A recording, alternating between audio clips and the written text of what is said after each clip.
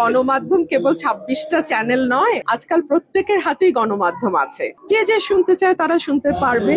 এভাবে তো আসলে কারো বক্তব্য প্রচার বন্ধ রাখা যায় না। আমরা বিএনপিকে তো মানতে হবে, মানুষ আমাকে ভোট দিয়ে এমপি বানিয়েছে। এটা তো বিএনপিকে কঠিন সত্যটা মেনে নিতে হবে। মানুষের ভোটের অধিকারে যদি দল বিশ্বাস করে, মানুষের পছন্দের প্রতি যদি আস্থা রাখতে হয় এবং আমরা যে গণতন্ত্রের কথা বলছি সেটা যদি মানতে হয়, তাহলে আপনি যে প্রশ্ন করছেন যে আজকে একটি দল এই অনুষ্ঠান বর্জন করেছে, তাদেরকে তো আমার বলতে হবে যে তাহলে তো আপনারা গণতন্ত্রে বিশ্বাস করেন না, মানুষের রায়ের প্রতি আপনারা শ্রদ্ধাশীল নন। তাহলে ১৭ বছর কিসের জন্য আন্দোলন করেছেন? আজকাল তো গণমাধ্যম কেবল ২৬টা চ্যানেল নয়, আজকাল প্রত্যেকের হাতেই গণমাধ্যম আছে। যে যে শুনতে চায় তারা শুনতে পারবে।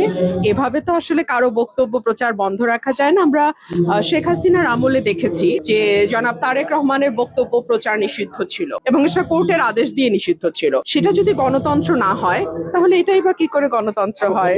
আমি ছাত্র শিবিরেরও না, ছাত্র দলেরও না। এটা দেশের আইন শৃঙ্খলার যে নাজুক পরিস্থিতি সেটাকে ইন্ডিকেট করে। দলগুলোর যে তাদের অঙ্গ সংগঠনের উপরে কোনো রকম কোনো কন্ট্রোল নাই সেটা ইঙ্গিত করে, এবং দিন শেষে আবারও যে আমরা পুরনো রাজনীতিতেই ফিরে যাচ্ছি বা ফিরে গেছি সেটা ইঙ্গিত করে। আগে উনি বক্তব্য দেখ, তারপরে বোঝা যাবে কি প্রভাব পড়ছে। দেখুন, উনি বাংলাদেশের নাগরিক, ওনার পরিবার এবং ওনার বাংলাদেশের রাজনীতিতে দীর্ঘদিনের অবদান আছে এবং ওনার পরিবারকে সপরিবারে হত্যা করা হয়েছে এবং বাংলাদেশের স্বাধীনতা সংগ্রামের তখন আওয়ামী লীগ ছিল একমাত্র রাজনৈতিক দল। তো সকল কিছুর বিবেচনায় ওনার বয়সও হয়েছে। বাংলাদেশে যদি উনি ফিরে না আসেন, ওনার দলের অবস্থা কি দাঁড়াবে বা ওনার এতদিনের যে রাজনৈতিক ইতিহাস সেটারই বা